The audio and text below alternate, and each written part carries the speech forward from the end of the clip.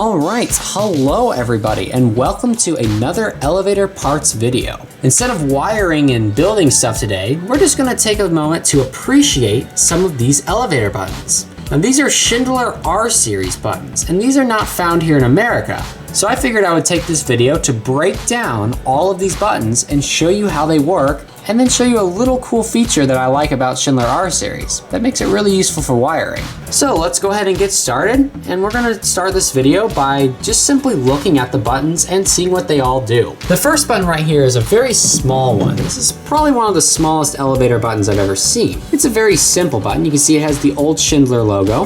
We've got the button here, and there's just a little light right there. Pretty self-explanatory, nothing too complicated here. You can see here, this is the back of the circuitry, which we'll get into that later. Next, we have a little bit bigger version of the first button. This one has a key switch in addition to the button. At the bottom, we have the old Schindler logo. Here's a fire service key right here. We have the button, which works just like the other one. And at the top, we have the little red lights. Now here's the key that activates the fire service. You simply place it in there and you turn it, and you can see it turns the fire service on. Moving on to the next button, you can see we have an even taller button, and this one has an analog indicator on it. First down here, you can see we have a newer Schindler logo. Here's the button here. This one says lift on it instead of it just being a blank black button. And if we look closely, we can see the text on the little lights. Not sure what the text means, but if anyone would like to translate the text and leave it in the comments, that would be greatly appreciated. We'll just go ahead and take a look at the little lights. And up here you can see the weight limit of this lift. And finally, we have a car panel. Now this thing's pretty awesome. Here at the bottom, you can see the old Schindler logo. And working our way up, we have the door open button, which is just your typical button. Here we have an alarm button. Now there's something interesting about this alarm. Now first we have this little protective box around it so you don't accidentally press it, but watch this. If we turn all the lights off, you can see that the button glows in the dark. That way, if you have a power outage in the elevator, you can find the alarm button. Here you can see the -2 floor actually has a key switch on it. So you can see, we can turn this here and it would activate the floor. And then we have our floor buttons. We have -1, E, which I believe is the lobby or the ground floor. 1, 2, 3, and then D, which I think means attic. Then up here at the top, we have the emergency lights, which as you can see here, if I apply some power to it, it lights up this whole area very nicely. This is being run off of a 9-volt battery. And finally, at the top, we have the weight limit of the elevator. So now that we've taken a look at the front of these buttons, let's turn them around and see how they work from the back. And here we have the back of the buttons. Now just by taking a quick glance at all of these, you can see that it's very well organized. And look at all the little pins on the side there, all the circuit boards. We have the 2 key switches there. I mean, these things are very well organized and just look really nice. Now if you take a look at all of these buttons, you'll notice one thing in common, that strip of paper on the side. Even on the itty bitty one, there's a little strip of paper. If we take a closer look at the strip of paper, you can see there's actually something here that's very important. Each section has a letter and a bunch of little squares and lines and such. Well, that's because these all indicate wiring diagrams for different circuit boards on the back. Each one has an identification number, and then we have the 2 key switches down here at the bottom. If you look closely on the left side of each of these circuit boards, it has a letter. Now each letter corresponds to a specific diagram on that piece of paper on the side, which makes it really easy to figure out exactly what each pin on these circuit boards do. Another really neat thing about these buttons is how you actually wire them. You notice we have all these colored pins, and now what you do is you simply press in on the pin, place a wire down in on the side, and release the pin, and now the wire is locked into place. It makes it super easy to wire these things. So let's say I wanted to wire one of these buttons. How would I do it? So let's say I want to wire this one up here. This is the emergency light off of this car panel. So the first thing we're gonna do is we're gonna take a look at it. You can see this has a letter L on the side. So then what we would do is we would go down to the side, look for letter L. There's letter L right there. And you can see it's pretty simple. It has the 2 pins on the side and a little X for the LED. In this case, it's actually a bulb. So it's a little light. So this here is a really awesome and extremely useful feature. And I wish more elevator buttons actually did this, because this is pretty cool. Now if we take a look at the little call button, you can see there's only 4 wiring diagrams. That's because these little buttons are only going to have these 4 items. This board has an E and a C board. The E board is for the lights, and then the C is this board right here. So what we're going to do now is I'm going to go down the list of all the different circuitries on the wiring diagrams, and if I have that board on any of these buttons, I'm going to pull it off and show you how it works. So here at the top we have letter A. Now none of these buttons have an A circuit board on it, so we're just going to take a look at this and see what it means. You can see here it's simply just a naturally open and naturally closed contact. Moving down to B, it looks exactly like A, but this one has a lamp on it.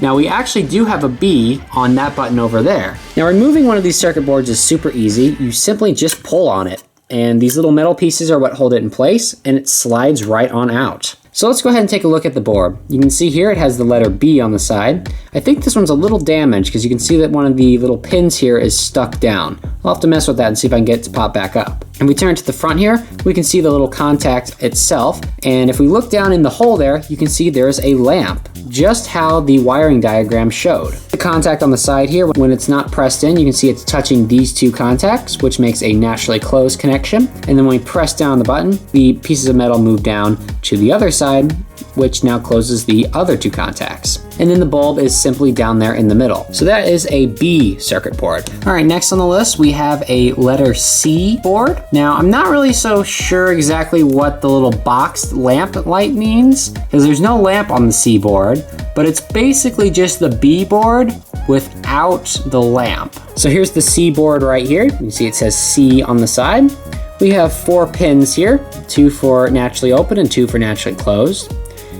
We turn it over here, we can see it's exactly like the B board, but it doesn't have the lamp in the middle. You can see there's a missing spot for it. Next one is the D board, which we don't have as well. So if we move down here to E, we can see this one is not a button at all. It's simply just a light. And we have plenty of E's, especially on the one with the analog indicator. So here we have the E board, and you can see this one is a little different because it has this big white reflector which directs the light onto the little lamp. And you can see downside there's the bulb, and these things pull out. And I believe these are actually the same bulbs that Dover Impulse use. And they simply just slide on into here, and they're really easy to replace. And you can also see here, if we take a look on the little call button, we have an E board here, and it's just a different color. Now E is the last one we have for a little while here, so we'll just go ahead and take a look at the rest here. F looks like it has a bulb which has a polarity to it. G and H are just straight up crazy. I mean, look at those boards, those are cool.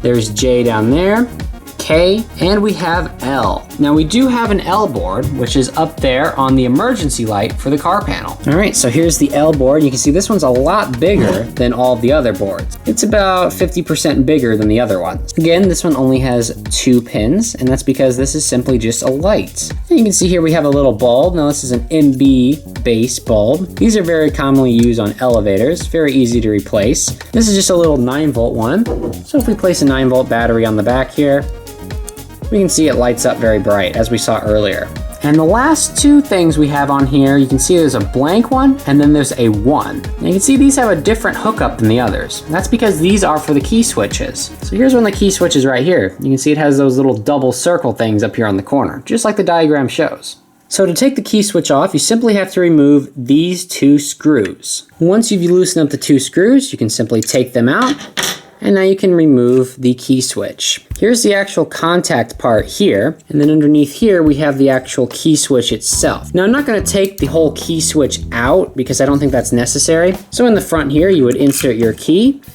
and you can see here it turns freely, and all it simply does is just turn this little flat pin right here. Now if we look at the actual contact base here, it's kind of hard to see because it's kind of cloudy on here, but if we turn it to the back, there's these little pins. You press them in, you can just simply pull off this little plastic cover. And we can see inside to how this thing works. Now, just like the diagram shows, we're looking at this one by the way, the bottom 2 here are connected together, which we can see that right here. This contact is closed. And the upper one is open, and we can see that because this upper contact is open. But you'd place the key in, it would turn that little plastic piece on here, which rotates this whole thing sideways. You can see when I turn it sideways, this piece lifts up and it opens this contact, and then it's going to close the other one.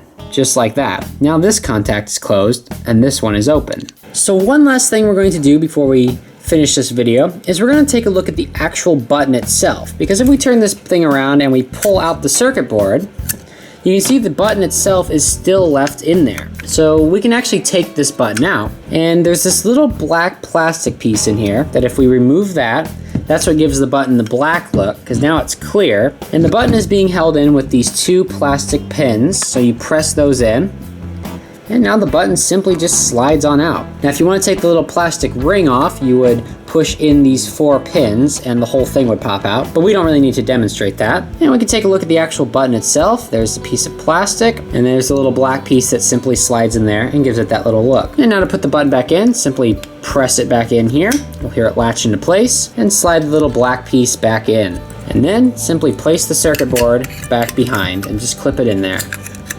Now let's go ahead and take a look at what the back of these look like. And you can see here that it's basically just taped in there. And for the big emergency light, just in case you were wondering, it's been glued in there with some glue here on the side, as you can see. So it's in there very secured. So I really hope you guys enjoyed taking a more detailed look at these Schindler R series buttons. These are some very interesting buttons, as you can see. I love the wiring diagrams and how easy it is to wire these things up. Now I will be making wiring videos on all 4 of these buttons in the future, because I do plan to wire these and make them light up and do cool things. So expect those videos in the future. But for now, I hope you enjoyed taking a look at these awesome buttons. And as always, thank you guys for watching, and we'll see you in the next video.